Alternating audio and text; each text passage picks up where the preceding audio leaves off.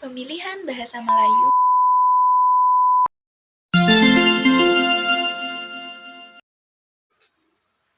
Assalamualaikum warahmatullahi wabarakatuh.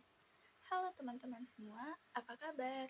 Semoga kita semua selalu berada dalam keadaan sehat dan selalu berada dalam lindungan Allah Subhanahu wa Ta'ala ya. Amin ya Rabbal Alamin. Teman-teman, ada pepatah mengatakan tak kenal maka tak sayang. Maka izinkan aku memperkenalkan diri. Hai, perkenalkan namaku Mahda Putri, mahasiswa Pendidikan Bahasa dan Sastra Indonesia, Fakultas Ilmu Tarbiyah dan Keguruan UIN Syarif Hidayatullah Jakarta semester 5. Teman-teman, siapa di sini yang tahu aku mau ngapain? Yap, betul sekali. Sesuai dengan judul yang ada pada video ini, bahwa hari ini aku akan mengajak teman-teman untuk mempelajari tentang sejarah perkembangan bahasa Indonesia.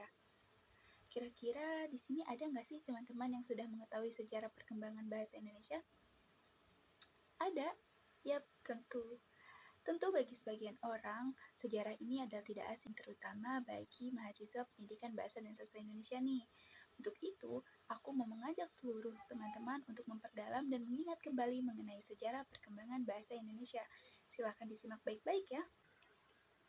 Tapi teman-teman tahu nggak sih kapan bahasa Indonesia itu resmi diakui keberadaannya? Betul sekali. Bahasa Indonesia secara resmi diakui keberadaannya pada Sumpah Pemuda tahun 1928. Para pemuda yang menjadi pendiri bangsa dan negara Indonesia pada waktu itu mengucapkan sumpah dan mengaku bahwa bertumpah darah yang satu, tanah air Indonesia, berbangsa yang satu, bangsa Indonesia, dan menjunjung tinggi bahasa persatuan bahasa Indonesia. Nah, dengan diikrarkannya Sumpah Pemuda, maka resmilah bahasa Melayu yang sudah dipakai sejak abad 7 itu menjadi bahasa Indonesia. Pada saat itu, penggunaan bahasa Indonesia dalam masyarakat masih disebut dengan bahasa Melayu. Bahkan, pemerintah Hindia Belanda melarang pemakaian nama bahasa Indonesia sampai mereka takluk kepada bala tentara Jepang. Baik, sekarang mari kita cari tahu apa sih alasan digunakannya bahasa Melayu sebagai bahasa Indonesia? Pemilihan bahasa Melayu menjadi bahasa persatuan dengan nama bahasa Indonesia dilatar belakangi oleh berbagai alasan loh. Salah satunya karena bahasa Melayu merupakan bahasa kosmopolitan dan internasional, jauh sebelum tercetusnya Sumpah Pemuda. Bahasa Melayu ini sudah digunakan sebagai bahasa perantara, tidak hanya di Kepulauan Nusantara, melainkan hampir di seluruh Asia Tenggara. Bahasa Melayu ini digunakan tidak hanya untuk komunikasi antar bangsa saja, melainkan bangsa satu dengan bangsa yang lain. Contohnya, bangsa India, Arab, Cina, Belanda, dan bangsa asing lainnya. Nah, alasan lainnya adalah karena bahasa Melayu ini dianggap lebih egaliter ketimbang bahasa-bahasa lainnya, seperti bahasa Jawa, bahasa Sunda, dan bahasa Bali yang jauh lebih rumit, baik dalam segi penulisannya maupun hierarkinya. Bahasa-bahasa tersebut mengenal tingkatan, ada yang tingkatan halus, biasa, dan kasar yang digunakan sesuai dengan siapa dia berbicara, baik dari segi usia, derajat, maupun pangkat. Oleh karena itu, bahasa-bahasa tersebut tidak dapat dipakai di tengah-tengah masyarakat demokratis di mana orang-orang yang berdiri sama tinggi dan duduk sama rendah. Nah, teman-teman, sekarang mari kita ketahui tentang peristiwa-peristiwa penting yang mengandung arti dalam sejarah perkembangan bahasa Indonesia sebagai berikut. Pada tahun 1901, pemerintah Hindia Belanda menunjuk Profesor Charles van Ophusen dibantu dengan Engku Nawawi gelar Sultan Makmur dan Muhammad Taib Sultan Ibrahim untuk menyusun pembakuan bahasa Melayu yang melahirkan sistem ejaan penulisan bahasa Melayu dengan huruf Latin, yang kemudian dikenal dengan ejaan Van Ophusen.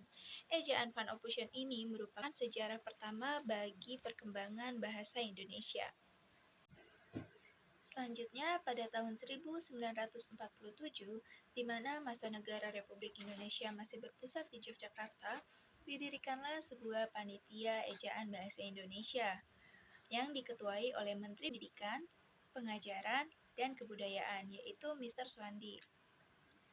Pada 19 Maret 1947, Menteri Pendidikan ini dalam surat keputusannya SK nomor 264 garis miring BHG titik A garis miring 47 menetapkan perubahan ejaan bahasa Indonesia. Kemudian, ejaan yang diperbarui ini dikenal dengan nama ejaan Republik atau ejaan Suwandi.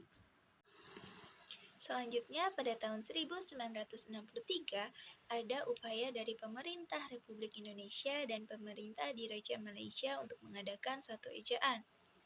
Hal ini didasari karena bahasa Indonesia dan bahasa Melayu yang secara resmi digunakan di Diraja Malaysia masih satu rumpun atau memiliki kesamaan. Upaya atau usaha yang dilakukan antara lain pemufakatan ejaan Melindo atau Melayu Indonesia dengan dibentuk panitia yang masing-masing diketuai oleh Profesor Dr. Slamet Mulyana dari Indonesia dan Syekh Nasir bin Ismail dari Persekutuan Tanah Melayu. Panitia ini menghasilkan suatu konsep bersama yang dikenal dengan ejaan Melindo. Namun, upaya ini kandas karena situasi politik antara Indonesia dan Malaysia sempat memanas. Kemudian, dengan rentan waktu yang cukup lama, Presiden Republik Indonesia Soeharto meresmikan ejaan yang disempurnakan atau lebih dikenal dengan EYD yang dikuatkan dengan keputusan Presiden nomor 57 pada tahun 1972 dan TAP MPR nomor 2 garis miring 1972. Ejaan ini resmi menggantikan ejaan yang lama, yaitu ejaan Republik atau ejaan Suwandi. Pedoman umum ejaan yang disempurnakan resmi diberlakukan pada tanggal 31 Agustus 1972.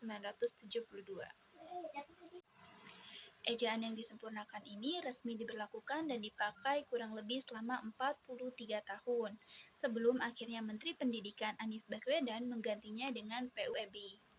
Nah, PUEB ini digunakan sampai dengan sekarang. Baik teman-teman, cukup sekian dulu video pembelajaran dari aku. Kurang dan lebihnya mohon maaf. Wallahul muwaffiq ila aqwamit thoriq. Wassalamualaikum warahmatullahi wabarakatuh. Sampai bertemu di kelas selanjutnya.